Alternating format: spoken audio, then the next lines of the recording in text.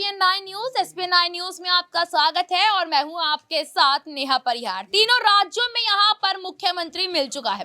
राजस्थान, छत्तीसगढ़ और मध्य प्रदेश, अगर तीनों राज्यों के बारे में बात करें तो यहां पर 3 दिसंबर को नतीजे आने के बाद तीनों राज्यों में भारतीय जनता पार्टी ने यहां पर प्रचंड जीत हासिल की थी और जीत हासिल करने के बाद कल राजस्थान के मुख्यमंत्री चेहरे पर मोहर लगी। उससे एक दिन पहले छत्तीसगढ़ और मध्य प्रदेश के मुख्यमंत्री चेहरे पर मोहर लगती नजर आई थी। अगर हम आज की बात करें तो आज यहां पर छत्तीसगढ़ के सीएम विष्णु साय की अगर हम बात करें, यहां पर उन्होंने शपथ यहां पर ले ली है। मध्य प्रदेश के सीएम ने भी शपथ ग्रहण कर ली है। अब इंतजार है यहाँ पर राजस्थान के नए सीएम जो कि भजन लाल शर्मा है। इस बीच आपको बता दें कि यहाँ पर ये खबर सामने आ रही है कि 15 दिसंबर को भजन लाल शर्मा का जन्मदिन है और जन्मदिन के दिन ही उनको एक नया तोहफा यहाँ पर मिलता नजर आएगा शपथ ग्रहण समारोह के रूप में। इसी बीच आपको बता दें कि राजस्थान में जिस दिन से यहाँ पर वोट पड़े थे उस दिन से लेकर कल तक ये अटकलें लग रही थी कि वसुंधरा राजे सीएम बनेंगी, बाबा बालकनाथ सीएम बनेंगे, दिया कुमारी सीएम बनेगी, लेकिन कहीं ना कहीं सारी बातों पर पूर्ण विराम पूरी तरीके से लग चुका है। अब यहाँ पर देखिए वसुंधरा राजे को अभी तक भी यहाँ पर कोई ऐसा पद नहीं दिया गया है। हालांकि बात करें यहाँ पर दिया कुमारी की तो दिया कुमारी को यहाँ डिप्टी सीएम का पद दिया गया है, लेकिन दूसरी तरफ जहां देखा जाए तो पहले नंबर पर जो बाबा बालकनाथ चर्चा में चल रहे थे, बाबा बालकनाथ को कोई भी पद यहाँ पर ऐसा अभी तक नहीं दिया गया है। यहाँ पर ये भी कयास लगाए जा रहे हैं कि आखिरकार बाबा बालकनाथ को कोई पद क्यों नहीं दिया गया। दूसरी तरफ वसुंधरा राजे को लेकर यहाँ जिक्र किया जा रहा है कि आखिरकार वसुंधरा राजे को ऐसी क्या पट्टी यहाँ पर पड़ाई कि वसुंधरा राजे ने खुद यहाँ पर भजन लाल शर्मा का नाम सीएम के लिए आगे करा। मध्य प्रदेश की बात करें तो मध्य प्रदेश से भी यही बात निकलकर सामने आ रही है कि खुद बैठक में यहाँ विधायकों की जो मीटिंग चल रही थी उसमें शिवराज सिंह चौहान ने मोहन यादव का नाम आगे किया। आखिरकार इन सारी चीजों के पीछे क्या असली वजह है, इसी मुद्दे पर आज हम बात करेंगे न्यूज रूम के कुछ खास सहयोगियों से कि आखिरकार उनका मध्य प्रदेश और बात करूं राजस्थान की, इन दोनों राज्यों को लेकर क्या उनका कहना है कि आखिरकार राजस्थान में भजन लाल शर्मा को आगे क्यों यहां पर लाया गया और अगर मैं एमपी की बात करूं तो यहां पर मोहन यादव को आगे क्यों लाया गया। सबसे पहले जो सहयोगी है वो यहाँ पर अमन जी है। अमन जी से जानना चाहेंगे कि अमन जी आपको क्या लगता है कि राजस्थान में ये कहा जा रहा है कि जहां वसुंधरा राजे एक तरफ 1 साल का कार्यकाल यहाँ पर मांग रही थी, मीटिंग के दौरान उन्होंने यहाँ पर राजनाथ सिंह जो है हमारे रक्षा मंत्री और दूसरी तरफ देश के प्रधानमंत्री मोदी से उन्होंने ये मांग करी कि मुझे 1 साल के लिए सीएम बना दीजिए, 1 साल बाद मैं खुद यहाँ से हट जाऊंगी। जहां एक तरफ वो 1 साल के लिए कार्यकाल मांग रही थी और दूसरी तरफ उन्होंने खुद ही यहाँ भजन लाल शर्मा का नाम आगे कर दिया। क्या लगता है आपको इसके पीछे की क्या वजह रही होगी? देखिए बिल्कुल, और जिस तरह देखा जा रहा है भजन लाल शर्मा की लगातार बात हो रही, चर्चाओं में भी है कि पहली बार विधायक बनते हैं और सीधे मुख्यमंत्री बन जाते हैं। और ये जो चीज़ है किस लिए की गई, क्योंकि लगातार दिया कुमारी का नाम सामने आ रहा था कि वो सीएम लगभग बन चुकी हैं और उनको उनकी काट ढूंढने के लिए कहीं ना कहीं राजे ने भजन लाल शर्मा का नाम आगे किया ताकि जो एक वर्चस्व है राजस्थान में वो राजे का बना रहे। और यही चीज़ है कि जब उनको ऐसा लगा कि जो पार्टी आला कमान उनके नाम पे मोहर नहीं लगाएगा तो उन्होंने ऐसा सुनने को लगातार मिल रहा है कि भजन लाल शर्मा का नाम आगे कर दिया। हालांकि जब उन्होंने पर्ची देखी थी तो जो उनका शॉकिंग रिएक्शन था वो भी अपने आप में कहानी बयां कर रहा था कि क्या वाकई उन्होंने नाम दिया था या ये भाजपा की तरफ से कोई नाम पेश किया गया था। तो ऐसे में कई तरह की कयासबाजियाँ लगातार जो राजस्थान को लेकर चल रही हैं, क्योंकि अभी शपथ ग्रहण समारोह होना है 15 को, उससे पहले लगातार अब इस बात को लेकर चर्चा है कि क्या राजे भजन लाल शर्मा के सीएम बनने पर खुश हैं, क्या राजे उनका साथ लेकर चलती हुई आगे नजर आएंगी और क्या राजे को जो इतना अनुभव है राजनीति का, खासकर राजस्थान का 2 बार सीएम भी रही हैं,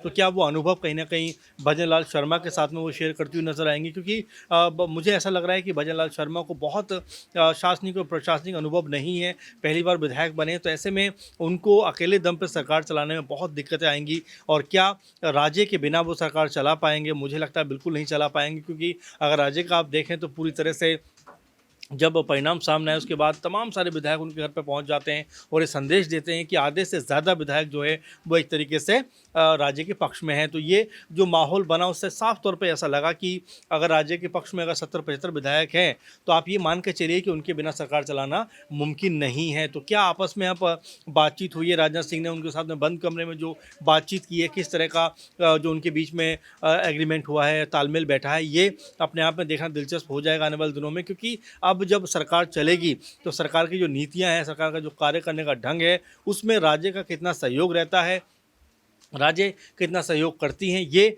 देखना बहुत अहम होने वाला है। क्योंकि राजस्थान को लेकर लगातार सवाल अब भी बने हुए हैं कि क्या वाकई बीजेपी ने 2024 को देखते हुए ये प्लान निकाला है या कोई लॉन्ग टर्म भी इसका कोई प्लान है। क्योंकि तमाम सारे जो सियासी जानकार हैं वो ये कह रहे हैं कि भाई हो सकता है कि 1 साल के बाद भजन लाल शर्मा को हटाकर वापस राज्य को कमान दे दी जाए। तो मतलब ऐसे कयासों का दौर अभी भी जारी है। अच्छा, एक सवाल एमपी से भी यहाँ पर लेना चाहूंगी। जैसे कि लगातार मध्य प्रदेश को लेकर यहाँ हम लाइव सेशन करते हैं तो उसमें दर्शकों का लगातार ये सवाल रहता है कि हमने मध्य प्रदेश में अगर भाजपा को जिताया है तो हमने शिवराज सिंह चौहान के चेहरे को देखकर यहाँ जिताया है, लेकिन हमारे साथ यहाँ पर धोखा हुआ है। तो कैसे देख रहे हैं यहाँ पर? और आपने देखा भी होगा कि जैसे ही यहाँ पर मोहन यादव के नाम का जिक्र होता है सीएम के तौर पर, और तो यहाँ पर जो महिलाएं हैं, अपनी लाडली योजना वाली जो महिलाएं हैं, वो शिवराज सिंह से लिपट कर रोने लगती हैं।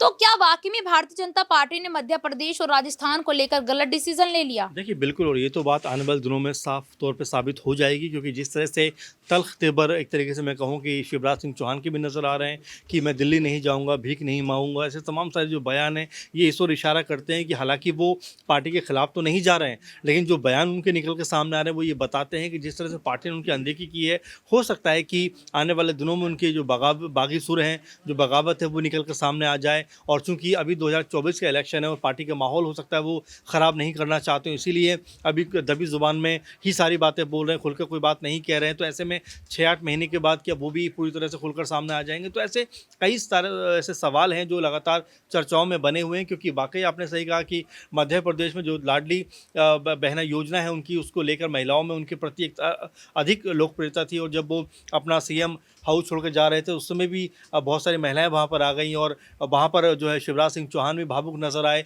तो ऐसे तमाम सारे पल हैं जो उन्होंने जिए हैं। और देखिए 18-20 साल वो तकरीबन सियासत के सबसे सर्वोच्च पद पर रहे सूबे के सीएम रहे हैं सूबे के। तो ऐसे में माना जा सकता है कि लोगों से एक अटैचमेंट और हो ही जाता है और तमाम सारे लोग उनके पक्ष में खड़े हुए दिखाई दिए। हालांकि अब उनको सीएम नहीं बनाया गया। ऐसे में जो बहुत सारी महिलाएं वो तो यही कह रही थी वाकई कि आपको देखकर हमने वोट दिया था, अगर आपको सीएम नहीं बनाया गया इसका मतलब बीजेपी ने हमसे चीटिंग की है। तो अब इसका क्या मायने हैं, किस तरह के मायने हैं, किस तरह की उथल पुथल आने वाले दिनों में नजर आएगी, तमाम सारे सवाल हैं, तमाम सारी कयासबाजियाँ हैं। लेकिन फिलहाल बीजेपी कि जो ये बड़े लीडर्स हैं अभी अपनी चुप्पी साधे हुए हैं, लेकिन कहते हैं कि समंदर की जो खामोशी होती है वो ख़तरनाक एक संदेश देती है। अब ये समंदर की जो खामोशी है, जो बड़े कह सकते हैं नेता हैं, ये किस तरह का आने वाले दिनों में एक्ट करते हुए नज़र आते हैं, किस तरह का फैसला करते हुए नज़र आते हैं। मेरे ख्याल से बीजेपी की निगाहें सबसे अधिक इसके ऊपर रहने वाली हैं। क्योंकि अगर ये इधर उधर जो है इनका कह सकते हैं रुझान गया तो बीजेपी के लिए मुश्किल हो सकती है। क्योंकि दोनों ही राज्य में, राजस्थान में 25 और मध्य प्रदेश में 29 लोकसभा सीटें हैं। तो ऐसे में एक बड़ा नुकसान बीजेपी को हो सकता है। बहुत बहुत धन्यवाद अमन जी। देखिए यहाँ पर कहीं ना कहीं बेशक तीनों राज्यों में मुख्यमंत्री यहाँ पर मिल चुका है, लेकिन अटकलों का जो बाजार अभी भी गर्म होता वो नजर आ रहा है। अगला सवाल मैं यहाँ पर अक्षय से लेना चाहूंगी।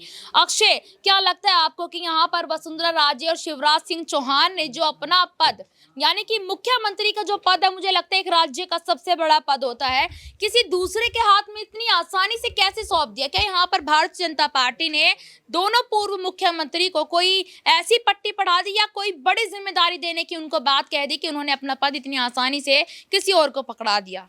देखिए, निश्चित तौर पर मुझे लगता है यहाँ पर कि जिस तरह से मध्य प्रदेश के मुख्यमंत्री शिवराज सिंह चौहान, पूर्व मुख्यमंत्री शिवराज सिंह चौहान और वसुंधरा राजे को यहाँ पर मनाया गया है नए मुख्यमंत्री के लिए, तो उसमें पार्टी आला कमान के द्वारा निश्चित ही उन्हें 2024 के लोकसभा चुनावों के बाद बड़ा पद देने का जो है एक वादा मुझे लगता है किया गया है। क्योंकि आप देखिए, राजनाथ सिंह है, वे भी यूपी की एक मर्तबा कमान संभाल चुके हैं और जिस तरह से 2014 की यहाँ जो सरकार रही, कैबिनेट में वे कैबिनेट में जो थी ये सरकार रही थी यहाँ पर मोदी सरकार का जो पहला यहाँ पर कार्यकाल था, वहाँ पर भी गृह मंत्री थे और इस कार्यकाल में भी यहाँ पर रक्षा मंत्री हैं। तो निश्चित तौर पर उनके बड़े पद हैं। ऐसे में वसुंधरा राजे की बात की जाए तो ये बात भी अब सबके सामने आ चुकी है कि किस तरह से यहाँ पर राष्ट्रीय अध्यक्ष जेपी नड्डा ने उन्हें राजस्थान विधानसभा का स्पीकर पद देने के लिए भी कहा था, जिसके लिए उन्हें मना कर दिया। उन्होंने मना कर दिया, वसुंधरा राजे ने नकार दिया ये पद। तो अब इसके बाद जब उन्हें मनाया गया है तो कहीं ना कहीं उन्हें केंद्र में बड़ा पद देने की बात निश्चित तौर से उन पर कही गई है और यही बात मुझे लगता है यहाँ पर शिवराज सिंह चौहान पर भी लागू होते, क्योंकि देखिए दोनों ही राज्यों में भारतीय जनता पार्टी ने नए चेहरों को उतारा है और दोनों ही राज्यों में मुझे लगता है कि स्थिति ऐसी थी कि जो पूर्व मुख्यमंत्री जो रहे हैं यानी कि शिवराज सिंह चौहान मध्य प्रदेश में, उनकी मर्जी के बिना आप नया चेहरा नहीं उतार सकते थे। यानी कि अगर पार्टी आलाकमान अपने दम पर, अपने यहाँ पर आधार पर नया मुख्यमंत्री मध्य प्रदेश में उतार देता तो कहीं ना कहीं शिवराज सिंह चौहान अगर बगावत कर देते तो 163 के विधायक 63 भी रह सकते थे। मुझे नहीं लगता इस बात में कोई दोहराई होनी चाहिए। वहीं अगर हम राजस्थान का रुख करें तो राजस्थान में 101 की बहुमत चाहिए होती है 200 में से, और पार्टी के पास केवल 115 सीटें यानी कि 14 ही विधायक फालतू हैं। ऐसे में वसुंधरा राजे को अगर यहां पर दरकिनार ज्यादा कर देते, अगर वसुंधरा राजे की मर्जी के खिलाफ मुख्यमंत्री ले आते तो वो भी बगावत कर देती और वो भी यहां पर देखिए करीबन 68 से 75 विधायकों के समर्थन का दावा वसुंधरा के लिए किया जा रहा है। आप 68 से 75 छोड़ दीजिए, 15 से 20 विधायक अगर वसुंधरा तोड़ लेती तो बीजेपी सरकार जो आने वाली थी वो चली जाती। तो यहां पर निश्चित तौर पर शिवराज सिंह चौहान और वसुंधरा राजे दोनों को ही पार्टी आलाकमान के द्वारा बड़ा पद देने का वादा किया गया है। इसी बल पर दोनों ने अगले मुख्यमंत्रियों का नाम सुझाया। बिल्कुल, यहाँ पर बहुत धन्यवाद अक्षय आपका। बिल्कुल जैसे कि अक्षय ने यहाँ पर बताया कि दोनों मुख्यमंत्रियों ने खुद यहाँ पर नाम आगे रखा, उन्होंने यहाँ पर इन दोनों नामों का सुझाव दिया और जिस वजह से राजस्थान और मध्य प्रदेश के मुख्यमंत्री यहाँ पर बनते नजर आए हैं। अगला सवाल मैं यहाँ पर नाजमीन से लेना चाहूंगी। नाजमीन, जैसे कि आपने देखा कि जब से ये चुनावों का दौर शुरू हुआ है, उससे पहले उसके बाद में भी नतीजे आने के बाद भी यहाँ एक शब्द घूमता नजर आ रहा है, बगावत। जैसे कि आपने देखा होगा कि जब भी कोई चुनाव होता है हमेशा यहाँ पर बगावत शब्द सुनने को मिलता है और अब यहाँ पर ये कयास लग रहे हैं कि वसुंधरा राजे जितनी शांत नजर आ रही है, अंदर से ही उतनी ज्यादा वो जख्मी होती नजर आ रही है। क्या कहेंगे आप बगावत के तौर पर? देखिए बिल्कुल, यहाँ पर वसुंधरा राजे की बात करें तो तमाम विधायक उनके घर पर जाते हैं मुलाकात करने के लिए। तमाम विधायक उनके कहते हुए नजर आते हैं कि वसुंधरा राजे को ही मुख्यमंत्री बनाना चाहिए, लेकिन भारतीय जनता पार्टी लगातार देखा जाए तो वसुंधरा राजे के खिलाफ ही नजर आई। यहाँ पर देखा जाए उम्मीदवारों की जब लिस्ट यहाँ पर जारी की गई, टिकट देने की बात आई, तब भी वसुंधरा राजे को नहीं दिया जा रहा था, लेकिन यहाँ पर मजबूरन भारतीय जनता पार्टी टिकट देती हुई नजर आई, क्योंकि अगर वसुंधरा राजे को यहाँ पर टिकट नहीं दी जाती तो तमाम विधायक यहाँ पर अलग हटते हुए नजर आते, क्योंकि सीधे सीधे तौर पर उन्होंने ये भी कह दिया था कि अगर वसुंधरा राजे को यहाँ पर चुनावी मैदान में नहीं उतारा जाता है तो हम भारतीय जनता पार्टी का सहयोग करते हुए नजर नहीं आएंगे। तो मजबूरन यहाँ पर टिकट दिया गया, लेकिन भारतीय जनता पार्टी की किस्मत देखिए कि वसुंधरा राजे अपनी सीट से जीत जाती है और उसके बाद उनको उम्मीद होती है कि भारतीय जनता पार्टी मुख्यमंत्री के तौर पर उन्हें यहाँ पर चुनती हुई नजर आएगी। लेकिन देखिए 9 दिन बीत जाते हैं और उसके बाद जब ऐलान होता है तो भजन लाल शर्मा को यहाँ पर मुख्यमंत्री बनाया जाता है, जो एक ब्राह्मण चेहरा यहाँ पर नजर आते हैं। तो भारतीय जनता पार्टी न सिर्फ विधानसभा का चुनाव बल्कि लोकसभा के चुनाव की भी तैयारियां कर रही है और उसे जीतने की प्लानिंग अभी से बना रही है और वसुंधरा राजे को दरकिनार किया गया। लेकिन यहाँ पर भारतीय जनता पार्टी को ये नहीं भूलना चाहिए कि जिन पुराने नेताओं ने उन्हें सत्ता में लाया है, राजस्थान में कई बार चुनाव जिताया है, उन्हें कहीं ना कहीं तो उप मुख्यमंत्री का पद तो दिया जाना चाहिए था। लेकिन यहाँ पर आप देखिए ना तो मुख्यमंत्री बनती है, ना उप मुख्यमंत्री बनती है, ना स्पीकर का पद दिया जाता है, तो सीधे सीधे तौर पर नकार दिया जाता है वसुंधरा राजे को। तो जहां तक लगता है मुझे कि विधायकों के साथ मिलकर वसुंधरा राजे को बड़ा कदम उठाना चाहिए, क्योंकि विधायक खुद आगे आके कहते हैं, लेकिन जहां तक है वसुंधरा राजे की, वो ऐसा कदम उठाती हुई नजर नहीं आएंगे। अच्छा, सिंधिया पर आप क्या कहना चाहेंगे? क्योंकि देखिए 2018 के विधानसभा चुनाव में मध्य प्रदेश में सिंधिया ही थे जो यहाँ पर भाजपा की सरकार बनाते नजर आए थे। मतलब यहाँ पर ये कहा जा रहा है कि ज्योतिरादित्य सिंधिया का ही पूरा हाथ था यहाँ पर 2020 में भाजपा की सरकार बना, लेकिन ना तो उन चुनावों में सरकार बनाने के बाद सिंधिया को कोई ऐसी जिम्मेदारी यहाँ पर दी गई, केंद्रीय मंत्री है वो, लेकिन जो सपना यहाँ पर सीएम का देख रहे थे ना उनका सीएम का सपना पूरा होता इस बार चुनाव में भी नजर नहीं आया। हालांकि उनको किसी सीट से भी यहाँ पर नहीं उतारा गया। तो क्या सिंधिया का भी देख सकती हैं बगावत का रूप? देखिए, एक मोहरा होता है, वो ज्योतिरादित्य सिंधिया कहीं ना कहीं भारतीय जनता पार्टी के लिए वो मोहरा बन के तो आए, क्योंकि भारतीय जनता पार्टी को अगर मध्य प्रदेश में सत्ता चाहिए थी तो विधायकों का समर्थन तो चाहिए था। ज्योतिरादित्य सिंधिया नाराज थे कांग्रेस पार्टी से कि उन्हें मुख्यमंत्री नहीं बना रहे हैं। कांग्रेस पार्टी सिर्फ कमलनाथ को आगे कर रही है, तो ऐसे में ज्योतिरादित्य सिंधिया ने ये सोचा कि भारतीय जनता पार्टी में अपने 22 विधायकों को लेकर जाऊंगा तो कहीं ना कहीं मुख्यमंत्री तो बन जाऊंगा। लेकिन गलती ये कर दी, शिवराज सिंह चौहान को यहाँ पर मुख्यमंत्री बना दिया जाता है। वहीं ज्योतिरादित्य सिंधिया की बात करें तो इस चुनाव में भी टिकट नहीं दिया जाता है। तो आप देखिए, जो कांग्रेस में रहते हुए ज्योतिरादित्य सिंधिया का दबदबा था, वो भारतीय जनता पार्टी में आकर सिर्फ एक नाम भर रह गया है। उनके विधायक भी ये कहते हुए नजर आए थे कि लापरवाही कर रहे हैं सिंधिया, यहाँ पर बड़ा कदम ज्योतिरादित्य सिंधिया को अब उठा लेना चाहिए, वरना कहीं ना कहीं गुम हो जाएंगे, और गुम होते हुए भी नजर आ रहे हैं। क्योंकि आप देखिए कि यहाँ पर जब मध्य प्रदेश में शपथ ग्रहण होता है या उससे पहले मुख्यमंत्री का ऐलान होता है तो सिर्फ सिंधिया का ट्वीट सामने आता है बधाई देने के लिए, वरना यहाँ पर ज्योतिरादित्य सिंधिया की बात करें तो चुनावी मैदान में खुलकर बोल रहे थे कि भारतीय जनता पार्टी जीतेगी, ये सब होगा, तमाम चीजें बोला। लेकिन जब यहाँ पर मुख्यमंत्री का ऐलान हो गया तो उनको भी समझ में आ गया कि यहाँ पर सिर्फ उनका इस्तेमाल किया गया है। बहुत बहुत धन्यवाद नाज़मीन। देखिए, जैसे कि नाज़मीन ने यहाँ पर बताया कि जब चुनावों का दौर यहाँ पर प्रचार प्रसार चल रहा था, उस वक्त ज्योतिरादित्य सिंधिया लगातार जनसभाएं कर रहे थे, भरे मन से बोलते थे कि भारतीय जनता पार्टी को ही वोट दे, भारतीय जनता पार्टी को जिताने में यहाँ साथ दे। लेकिन कहीं ना कहीं यहाँ पर सिंधिया को भी ये उम्मीद थी कि उनको यहाँ सीएम पद या फिर डिप्टी सीएम का पद सौंपा जा सकता है। और दूसरी तरफ वसुंधरा राजे भी यहाँ पर जिस तरीके से 1 साल के कार्यकाल की मांग कर रही थी, उनको भी यहाँ 1 साल तो छोड़िए, यहाँ उनको 1 महीने का भी कार्यकाल देने की नहीं यहाँ पर सोची भारतीय जनता पार्टी ने। इस रिपोर्ट को लेकर आप क्या राय रखते हैं, कमेंट बॉक्स में जरूर बताइएगा। और फिलहाल के लिए इतने, फिर आपसे मुलाकात होगी किसी नए मुद्दे के साथ। तब तक के लिए देखते रहिएगा SPN9 न्यूज। धन्यवाद।